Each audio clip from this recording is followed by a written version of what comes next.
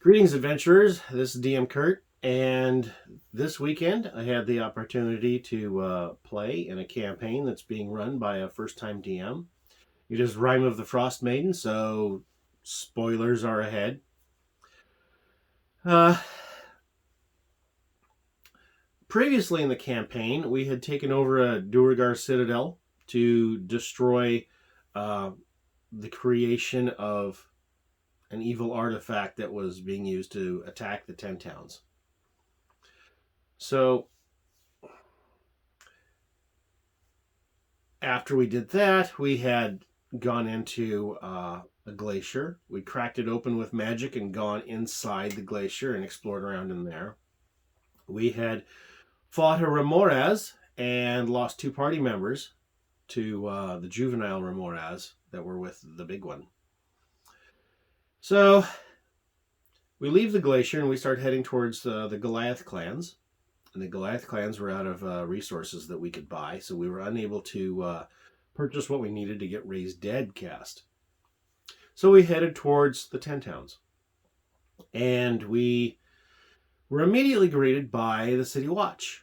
The City Watch arrested us under accusation of having killed non-combatant women and children when we attacked the Citadel and took it over. We had actually not attacked any non-combatants. The evil ice sorceress that we had recruited for assistance had done so. But we did not resist arrest, even though we could have. It would have been bad news. We were taken prisoner, taken into the jail. Some hijinks and role play with the guards that were watching us in the jail. We had a prosecutor interrogate two of us.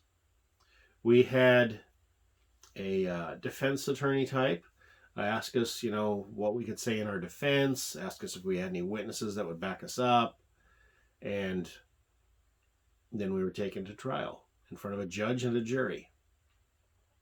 So I really doubt that the whole judge and jury thing is in the module, because I'm running with a DM who is, thankfully, willing to modify the module that he's running.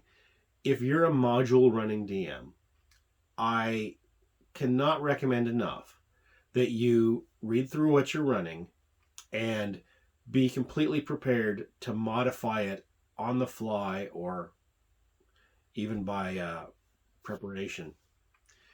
You just can't run any module, it seems, just straight as is. You always have to tweak it in some way, or maybe in big ways.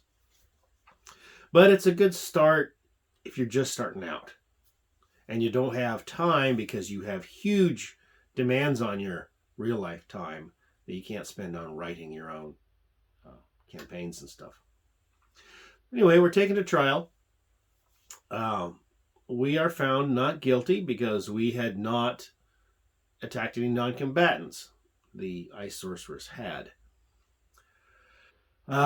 This is kind of the thing. This is why you should try to play up to good aligned heroes. You know, the whole good versus evil thing and alignment is kind of an important thing in D&D, in my opinion, and I've spoken on that in the past. This is supposed to be that way. The historic struggle of good versus evil, and not just OMG so random hijinks. Kind of try to go for something. Anyway, we're found not guilty. The angry little Duergar that had tried to get us executed was mad, so he jumped up in the courtroom, pulled out a pick, and ran over and attacked one of our characters, the monk. And as always, I am playing the high dexterity monk who can never roll high on initiative. But he just goes, oh, ow, and really plays up his injury as the guards start swarming this one Duergar. Get him bound.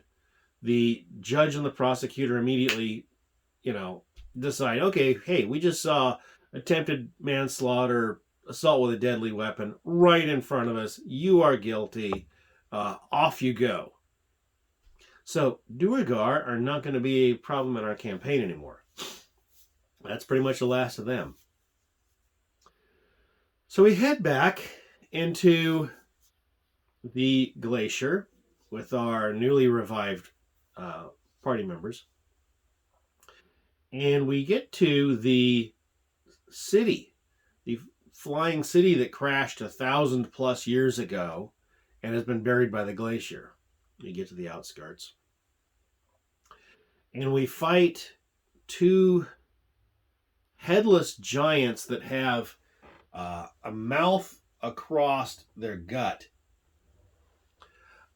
These are not normal giants. These are some other kind of creature that are a type of giant, but we've never seen them before.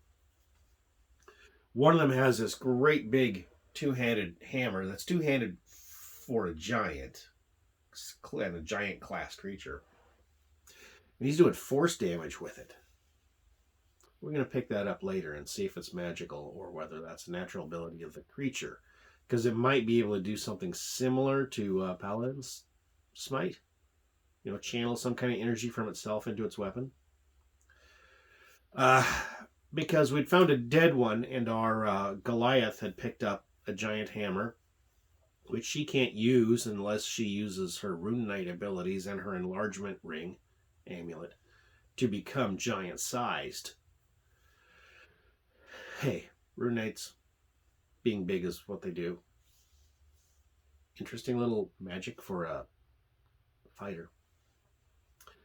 We investigated through the city, found some interesting stuff going on, found that they have a little sporting field, and as we stepped upon it, it magically activated, and we were kind of forced to play a magical sporting event, which was actually kind of fun. Kind of based on dodgeball, which I'm kind of thinking that part was actually in the module. But it was interesting to have something based on skill challenges and non-lethal combat. Kind of mix it up a little bit. But no, we're exploring around. We have some ideas about where we want to go in this city. And being attacked by the two giants after finding one dead one, we're realizing that there's at least 3 of these creatures, probably more. And that they're all the same. It's not an individual mutation. We can only guess at whether or not these creatures are a species created by whoever's still in this city, because there is some intelligent force in this city. We tried attuning to a power source type thing, and there's something else already attuned to it and pushing us out, pushing us back. Are these giants summoned by whomever to serve him or her? Are they summoned creatures to basically be a food supply for whatever's running this city? Did they just wander in from somewhere and get mutated by stuff that's here? If they're mutants, they're all the same species and have all had the same mutation done to them. So I kind of doubt that. More mysteries to follow. And as we explore this city that's trapped under the ice, we think we can get this flying city flying again. And then we're going to have to face Umbriel, whatever her name is, at the end of the campaign and try to fix the weather situation in Rime of the Frost Maiden. Anyway, we had a good time, and we faced some challenges. Now we're wounded, and we have to figure out whether we want to take a rest in the city or perhaps exit and try to find some safe-ish place somewhere in the ice caves. But it was a good game.